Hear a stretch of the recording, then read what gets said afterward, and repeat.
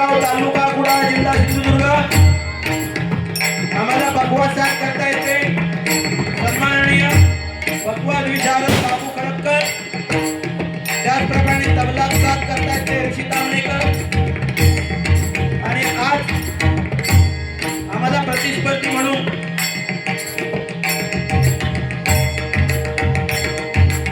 भजन सम्राट रामदासजी कासले बुवा यांचे पट्ट शिक्षक बुवा श्री महेश मालक राहणार मुंबई, गाव त्यांचं देवली मालवण, त्याचप्रमाणे त्यांना पकवास साथ करणारे त्यांची कोरस मंडळी, त्या सर्वांना शिवजयंतीच्या आणि या डबलवारी सामन्यासाठी शुभेच्छा देतो. त्याचप्रमाणे डबलवारी म्हटल्यानंतर प्रत्येक क्षेत्रातील विविध कलाकार या ठिकाणी उपस्थित असतात. त्यामध्ये भजनी बुवा, पकवास वादक, ढोल पथक वगैरे देवगड भागामध्ये सर्वांना शुभेच्छा देतो, सर्वांचा आशीर्वाद घेतो. त्याचप्रमाणे या ठिकाणी महिला वर्ग सुद्धा उपस्थित आहे. या माता भगिनींचा पण आशीर्वाद घेतो. देवता सरस्वती मातेला वंदन करून या गावाचे ग्रामदैवत महादेश्वर तर नतमस्तक हो. माझे ग्रामदैवत श्री यक्षिणी माता चैत्य स्वामींच्या चरणी नतमस्तक हो. गणपती गजाननाला वंदन करून या रंगभूमीला त्रिवार वंदन करून हिंदवी स्वराज्य संस्थापक ओ ब्राह्मण प्रतिपालक छत्रपती शिवाजी महाराजांना मानाचा मुजरा करून धर्मवीर छत्रपती संभाजी महाराजांना मानाचा मुजरा करून तुम्हा सर्व भजनप्रेमी आणि शिवप्रेमी भक्तांना मानाचा मुजरा करून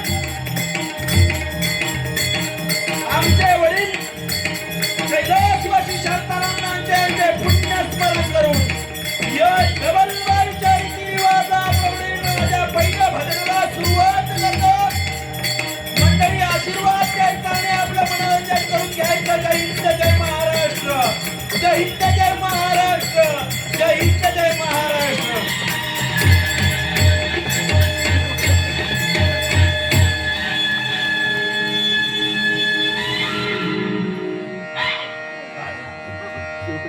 त्याचप्रमाणे या डबलवारीसाठी सतत आमच्या संपर्कात असणारे सन्माननीय प्रशांत वाटकर यांना उदंड आयुष्य लाभो. कारण बऱ्याच वर्षानंतर देवगडात आमका आडूचं काम केलेली, त्यांना पण शुभेच्छा देतो या शिवजयंतीच्या. काय मंडळी, कसं असतं की एक अघटित घटना घडली आणि हा डबलवारीचा कार्यक्रम जागा बदलून या ठिकाणी घेतलं. काय शेवटी म्हटल्यानंतर हे कलियुग आहे. युग कोणचा? कलीचा. तो खैरीगार सांगू घेतो नाही, कारण आम्ही पण डबलवारी आयोजन करतो. असो तर आमच्यावर सुद्धा प्रसंग येईल. बुवा एक मंडप 3 वेळा घातलो. एप्रिल महिन्यात पाऊस पडलो, संतोष जोईल बुवांची बारी होती, 3 वेळा मंडप घातलो, शेवटी बारी होत नाही. एकच दिवस पाऊस लावतो, परत कधी जून महिन्यात. असे प्रसंग सगळ्यावरती येतात, आमच्यावरती येतात, मुलांवरती पण येतात. पण त्या प्रसंगाला सामोरं गेलं पाहिजे. खरोखर या मंडळाचं लाख लाख आभार आणि त्यांना धन्यवाद देतो. कारण प्रसंग असून सुद्धा शिवप्रेमी छत्रपती शिवाजी महाराजांची जयंती आजच आहे आणि आजच हा कार्यक्रम झाला पाहिजे. खरोखर या मंडळासाठी एकदा जोरदार टाळ्या होऊन जाऊ दे. धन्यवाद.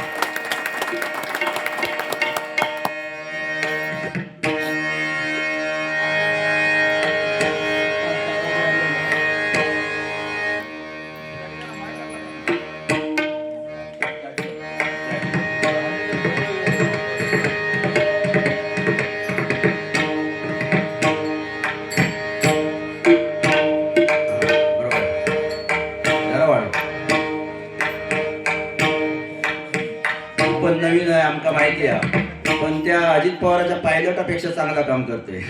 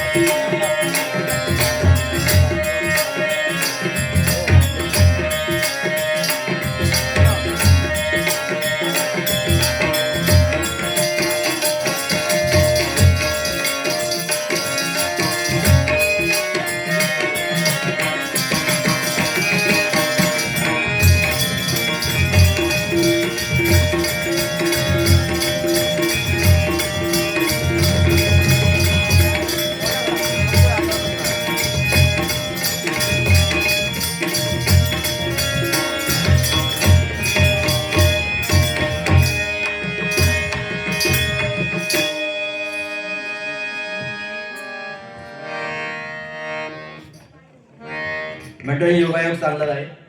कारण माझा बुवा आणि आमची तिरंगी बारीच्या वेळी मालवणला भेट झालेली, खूप वर्ष झाली. आणि उत्कृष्ट कलाकार आहेत, उत्कृष्ट भजनकार आहेत.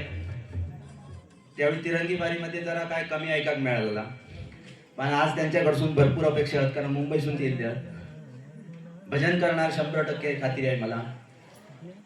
पुन्हा एकदा त्यांना शुभेच्छा देतो आणि मी माझ्या भजनाला सुरुवात करतो.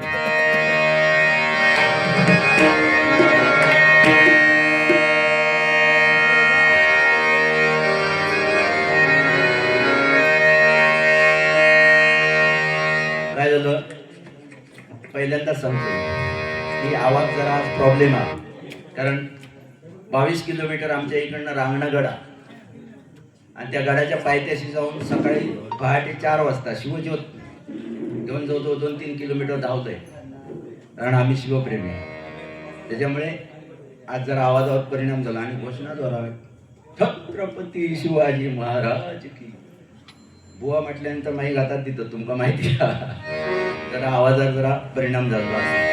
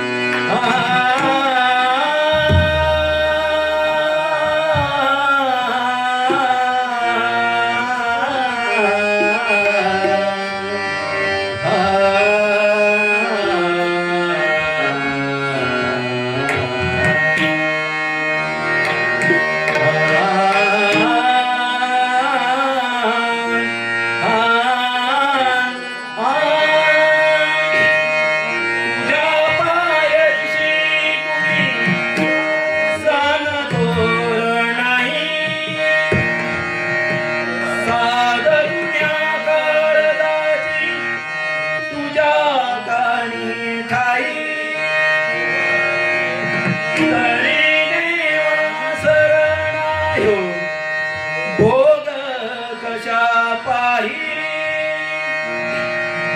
हरवली वाट दिशा अंधाराच्या ठाई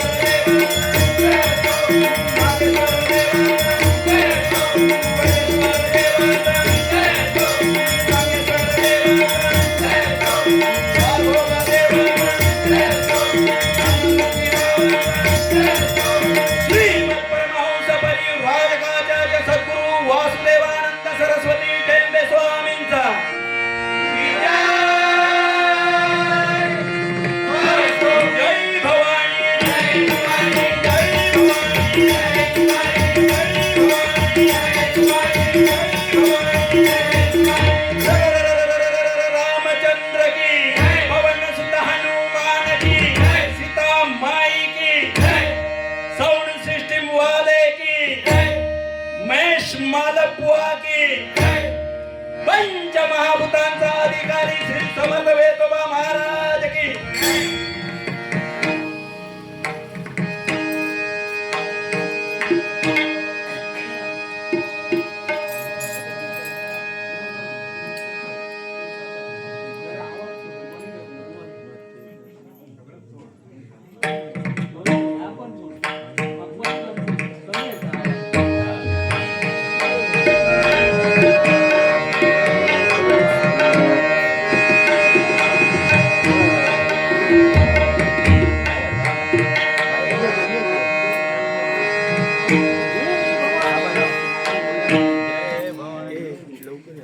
काय असं भजन भजन म्हटल्यानंतर परमेश्वराचं नामस्मरण. या कलियुगामध्ये हा भवसागर तरण्यासाठी नामस्मरण आणि आई वडिलांची सेवा. आई वडिलांवरती प्रेम केलं पाहिजे. जेवढा मोबाईल वरती करतात तेवढा केला तरी पुऱ्या. कारण या विश्वातनं तरण्यासाठी आई वडिलांची सेवा महत्वाची आहे, लक्षात ठेवा. बरेच जण आई वडील गेल्यानंतर सेवा करतात, पण ज्यांचे खरोखर आई वडील आहेत ती पुण्यवान माणसं आहेत. कारण ह्या कलियुगामध्ये पूर्वी वय गेल्यानंतर लग्न करायचे, आता लहान लहान मुलांची म्हणजे वय झाल्यानंतर 18 वर्षाचा होता काय बघत असतात आणि लग्न करून टाकतात. म्हणजे ज्ञान घेणारे लवकर ज्ञान येतं. आज बघा आजची परिस्थिती अशी आहे, पहिलीत जाणार पोरगो मोबाईल हँडल करता म्हणजे आमका कॉम्प्युटर हँडल करू येऊकच होयो असं जमानवा आहे की नाही. पहिलीच जाणार हा मोबाईलचा जमाना आहे. म्हणून सांगतोय आई वडिलांची सेवा केलीच पाहिजे. नामस्मरण हे केलंच पाहिजे. निदान करू जरी नाही जमला तरी असा बसा नामस्मरण हे ऐका व्हाया. कारण श्रवण भक्ती सगळ्यात मोठी आहे की नाही. म्हणून म्हणतो नामस्मरण जरी नाही करायला जमलं तर या कलियुगामध्ये ऐकण्याचं ज्यावेळी पुण्य मिळतं, ज्यावेळी संधी येते ती माणसाने कधी सोडायची नसते. मी डबल बारी करण्यापेक्षा डबल बारी ऐकतो जास्त, आणि त्या डबल बारी मध्ये काय नाही ते या मायबाप भजन रसिकांना द्यायचा प्रयत्न करतो. आता समजतं कायचा काय म्हणजे लहानपणापासूनच सवय आहे ती की नवीन नवीन काहीतरी मंडळींना द्यायचं.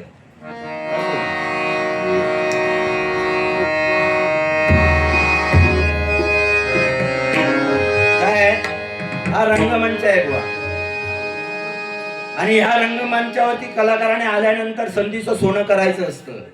आज बघा हा डबल बारीचा सामना. मालक बुवांची आणि आमची बऱ्याच वर्षांनी भेट झाली खरी, पण काय त्यांना बोलायची जरी इच्छा नसली तरी आज बोलावं लागणार. मायबाप भजन रसिक जन हो तुमच्यासाठी, ते पण आम्हाला बोलणार. शेवटी काय हे नातं आहे भजनी बुवांचं.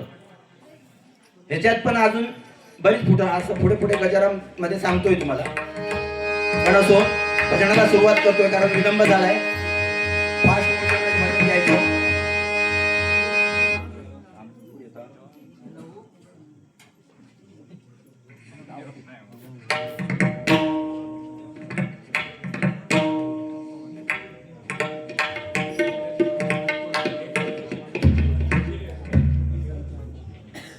दोन दिवसापूर्वीच उकाड्याचे दिवस सुरू झाले ना. होय की नाही? त्याच्या आधी जाम थंडी होती, पण अजून उजवाडा पडता.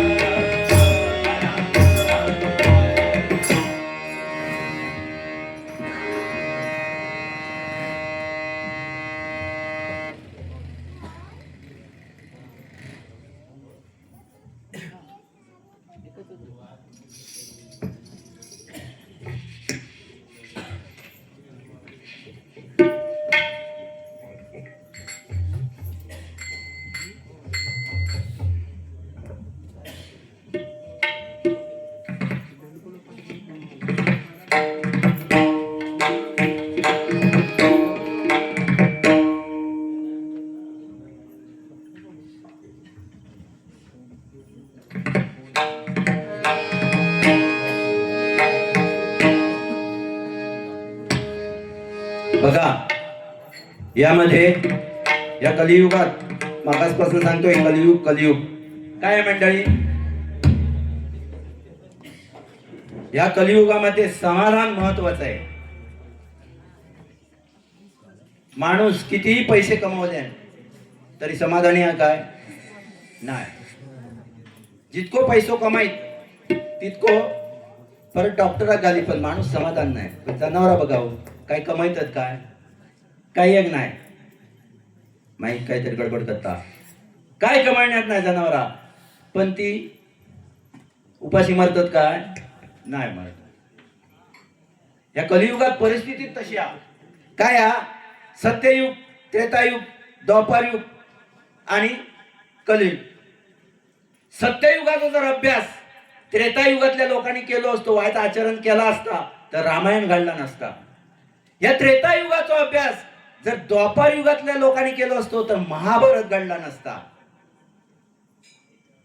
आणि द्वापार युगाचा अभ्यास या कलियुगातल्या लोकांनी केलो असतो तर भावकेत भांडणं लागली नसती. साधो आणि सरळ नियम आहे की नाही. म्हणून माणसा आई वडील आपले काय करतात त्यांचं आचरण करूच असतात बरोबर. या कलियुगामध्ये कसा माणसाचे 3 अवस्था आहेत. एक बालपण तारुण्यपण आणि म्हातारपण. लक्षात ठेवायचं मंडळी की बालपण ज्याचा सुखात जाता ज्याचा बालपण सुखात जाता त्याचा तारुण्यपण जरा सुखात गेला तर म्हातारपण 100% दुःखात जाताला. लक्षात ठेवायचा काय दीपक नांजेंची आठवण काढायची. म्हातारपण 100% दुःखात जाताला.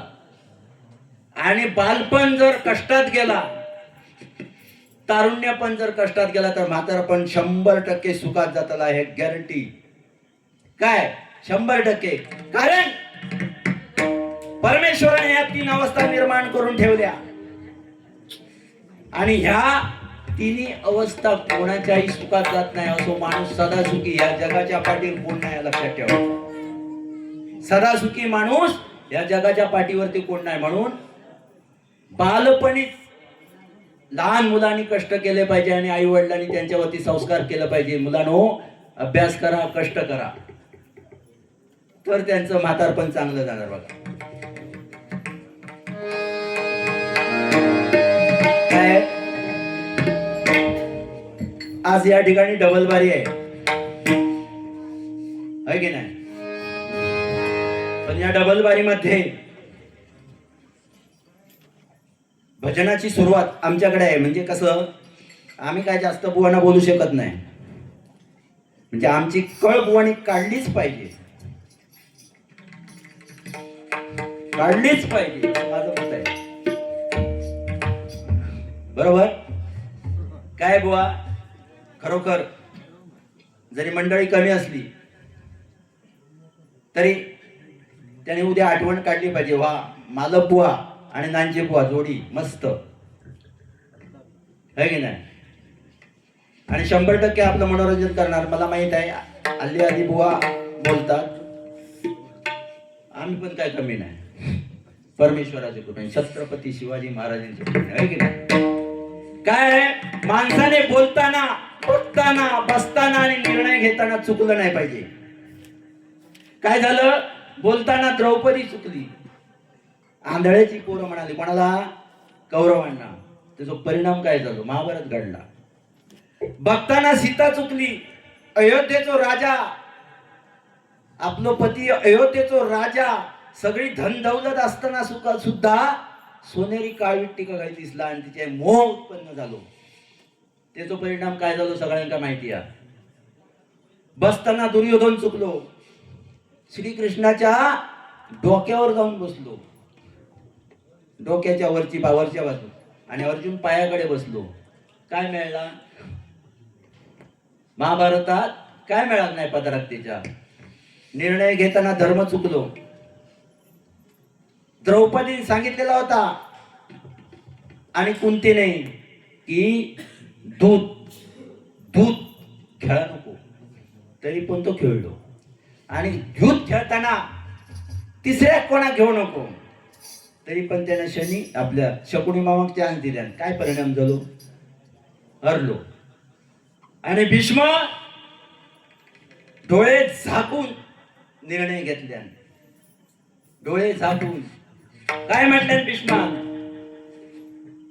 की अखंड सौभाग्यवती कोणा द्रौपदी निष्पांडवी पृथ्वी करीन म्हणून सांगितलेल्या, पण अखंड सौभाग्यवती आशीर्वाद डोळे झाकून टाकणा वाजल्याबरोबर आशीर्वाद दिला. काय झाला?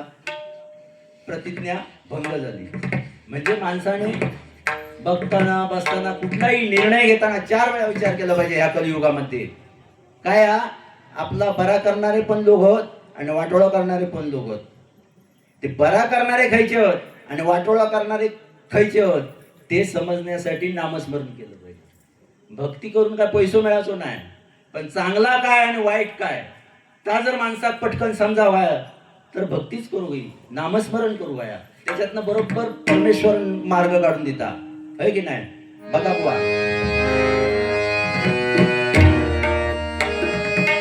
माणसं बघा बुवा ही दही भाऊची, पोर बघा बुवा ही दही भाऊची, माणसं बघा बुवा ही दही भाऊची, पोर बघा बुवा ही दही भाऊची.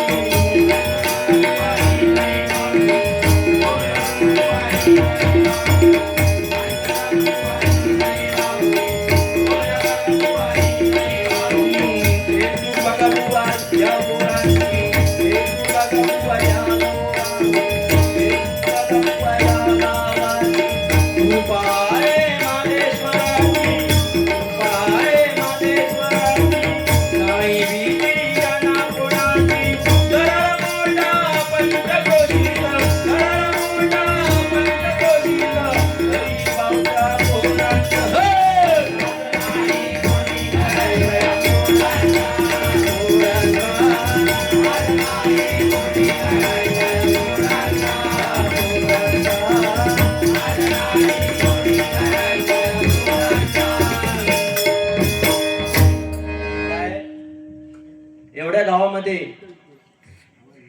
या मंडळाचं खरोखर कौतुक करण्यासारखं आहे. काय बुवा, 50 दिवसामध्ये जवळजवळ 20-25 लाख रुपये जमवून बुवा या मंडळाने समाजसेवा करण्यासाठी म्हणून रुग्णवाहिका घेतली. खरोखर या मंडळासाठी एकदा जोरदार टाळ्या होऊन जाऊ दे. खरोखर कौतुक करण्यासारखं थोडं आहे. 50 दिवसामध्ये 50. मी सुद्धा एका शाळेचा अध्यक्ष आहे. मी सुद्धा 2 महिन्यामध्ये जवळजवळ 25 लाख रुपये जमवून शाळा ISO मानांकित केली. म्हणजे ते पैसे जमवताना काय कष्ट होतात आणि काय लोकांची उत्तर ऐकावी लागतात हे आपल्याला माहित असतं. पण या दहीभाऊच्या लोकांनी खरोखरच अमूल्य अशी देणगी देऊन या ठिकाणी ही रुग्णवाहिका, खरोखर तुम्हाला लाख लाख सलाम करतो. त्याचप्रमाणे समाजसेवा, विद्यार्थ्यांचे गुणगौरव या मंडळाच्या हातून घडत असतात. पुन्हा एकदा या मंडळाचं कार्य, यावर्षी 3रं वर्ष आहे ना, या मंडळाचं कार्य असो अबाधित राहो अशी त्या परमेश्वराच्यांनी आणि वागदेश्वराशी प्रार्थना करतो. धन्यवाद. आता बुवांकडे जरा वळूया. आपण की झलक सबसे जरा अलग आहे क्या, म्हणजे कळ काढू नको, म्हणजे बुवा बोला वय म्हणाल, बरोबर की नाही. बाकी विषय काय नाही, खैसून नाही काय बारी ठरल्यापासून फोन किती पेटवा हा बारी, पेटवा हा बारी. माका भेटी दिसावती बुवांका पेटवक सांगतील तर डेंजर. पेटवा पेटवा माका काय तर समजणार नाही पेटवा म्हणजे काय तर असो, पण साधारण लक्षात दिला त्यांची काय इच्छा ती. कसा योगायोग चांगला असं कधी कधी होता की तुमच्या जाग्यावरती वाघ होते. वाघ जडर गया संजोग कर गया का माहिती नाही. वाघ होते 2 बारी, ही 2री बारी लिंगडामध्ये कॅन्सल केली आणि ही, आणि कॅन्सल केल्याबद्दल राग नाही. मी सुद्धा बऱ्याच अशा बऱ्याच झपट्याने तर कॅन्सल करतो, पण कारण जे काय सांगितलं ना खरोखर वाईट. पडद्यामागे तुमका काहीतरी सांगतोय नाही, अशी स्टेजवर गोष्टी सांगूचे नसतं. खूप म्हणजे 35 वर्ष भजन करतोय बुवा. सुरुवातीपासून लहान असल्यापासून नोटेशन बांधतोय ते आजपर्यंत कुठल्याही बुवाचं मी स्वतः कुठल्या बुवांकडे शिकलो नाही. बुवा भजन कुठे शिकलो नाही. आई वडिलांना गुरु समान मांडलं आणि भजनाला सुरुवात केली. 35 वर्षे पारंपरिक डबल बाऱ्या भरपूर केल्या आणि त्याच्यानंतर या 2020 आल्या, पण कधी कमी पडलो नाही. कारण माणसानं गुरु करावा. आता बुवानी प्रत्यक्षात गुरु केला. सगळ्यात महत्वाचं म्हणजे आई वडील हे सगळ्यांचे प्रथम गुरु असतात. बरोबर, आई वडील गुरु असतात आणि ज्याने आई वडिलांना गुरु मानला आणि कुठल्याही कार्याला हात घातलं तो कुठेच कमी पडणार नाही, कुठेच कमी पडणार नाही सांगून ठेवतो. म्हणून आई वडिलांची सेवा केली पाहिजे. आमचे वडील भजनामध्ये तल्लीन असायचे, भजन गायचे, भजन पकवाज वाजवायचे, पण त्यांचा आशीर्वाद. आणि त्याचप्रमाणे बुवा आपली जी पंचरत्न आहेत, सगळ्या पंचरत्न आहेत, तुमच्या कासले बुवांचा पण आशीर्वाद घेतले. म्हणजे सांगायचं काय, सगळ्या पंचरत्नांचा आशीर्वाद घेतलेलो हो बुवा. त्याच्यामुळे खरी कमी पडत काय तुमका वाटतं नाही. पण माझी एक पद्धत आहे बुवा, काय की स्वयंरचित स्वतःच काय असेल तरी कायचं, उष्टावळ कधी नाही. बऱ्याच बुवांका आपण काहीतरी ज्ञान देतो तर सुद्धा फुकट, पण सध्या फुकट पण कोणा नको अशी परिस्थिती झाली आहे. भजनात पाठ फिरवतं फुकट. तुमचे मुंबईचे बरेच बुवा आहेत, मला माहित नसते ही पडद्यामागची गोष्ट. बरेच बुवा गजर म्हणा, नोटेशन म्हणा, अभंग म्हणा घेतात, पण हाय फोन करतात आम्हाला. असो ही देणगी मिळालेली आहे, तिचा कुठेतरी वापर केला पाहिजे. आज आणि एक महत्वाचं म्हणजे कधी रूप पाहता आणि सुंदर ते ध्यानभुवा मी ना डबल बारी मध्ये घेतलं नाही. गणपतीच्या भजनाला घेतो रूपाचा अभंग, ध्यानाचा अभंग, पण डबल बारी मध्ये काय की संतांनी भरपूर खजिना रचून ठेवलाय. परमेश्वराच्या रूपाचे वर्णन करणारे भरपूर अभंग आहेत. ते शोधायचे कोणी आणि चाली लावायचे कोणी, तर आमचा बुवांचा काम हा बुवा. कारण सगळेच काय डबलबारी करत नाही, पण डबलबारी करणाऱ्या माझा तर मत आवडते की डबलबारी करणाऱ्या बुवानी संतांचे जे रूपाचे अभंग आहेत ते शोधायचे आणि त्यांना चाली लावायचं आणि ह्या मायबाप जनतेसमोर सादरीकरण करायचं. काय बुवा बरोबर की नाही. सुंदर ते ध्यान काय रेग्युलर जावं. अभंग आधी पंचपदी हा मान्य सगळा, आपण आपलं काम काय आहे ते नवीन अभंग शोधणे आणि त्यांना चाल लावणे. म्हणून आज यावर्षी सुंदर ते ध्यानला चाल लावली आणि वेगळ्या पद्धतीने गाण्याचा प्रयत्न करतोय बुवा. त्याच्या आधी वाईट कळ काढतो.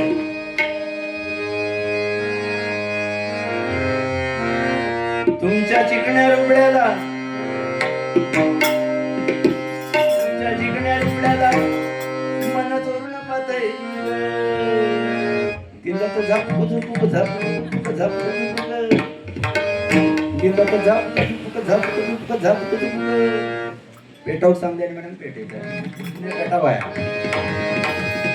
तुमच्या फालतू बोलण्याला नाही खपून घेणार, तुमच्या फालतू बोलण्याला नाही खपून घेणार, तुमच्या फालतू बोलण्याला नाही खपून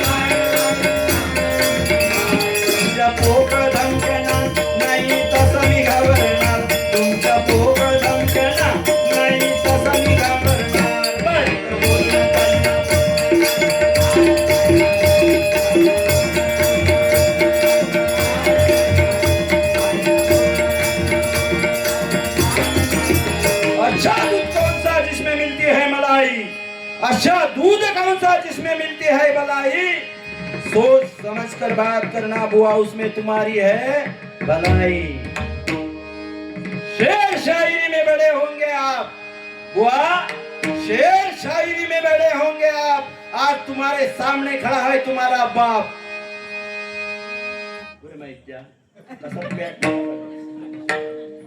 गणेश परब याचकडून 100 रुपयाचं अनमोल असं पारितोषिक मिळालंय, धन्यवाद मंडळ त्यांचा आभारी आहे।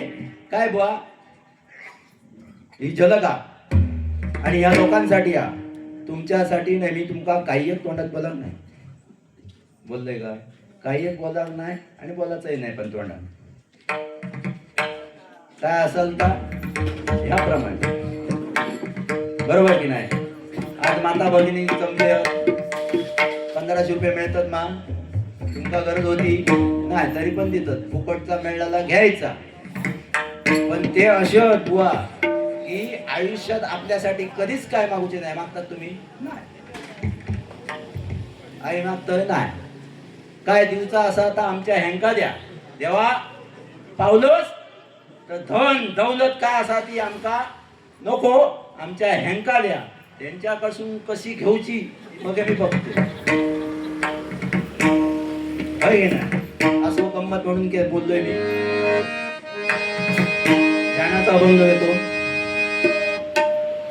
बुवा बियाचे नाही, मी सांगणार नाही तर मी आपलं म्हणाल बुवा बिया नको, तसं काय नाही, एक असं खेळत मजेत डबल बारी करूया, म्हणजे लोकांचं मनोरंजन तुम्ही करणार 100%, काढा मत माझा काढू नको।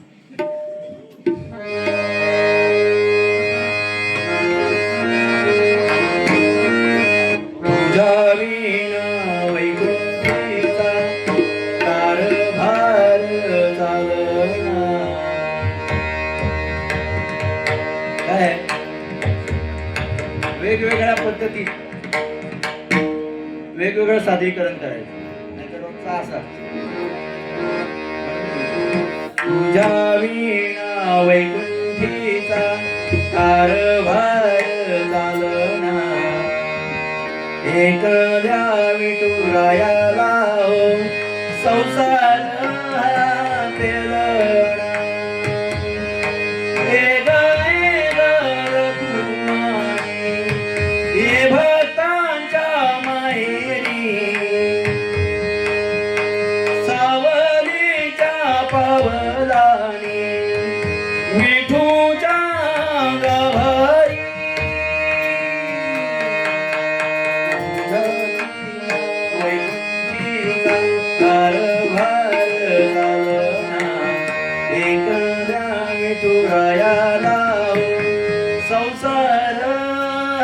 पेलना, संसार पेलना, संसार पेलना, संसार पेलना।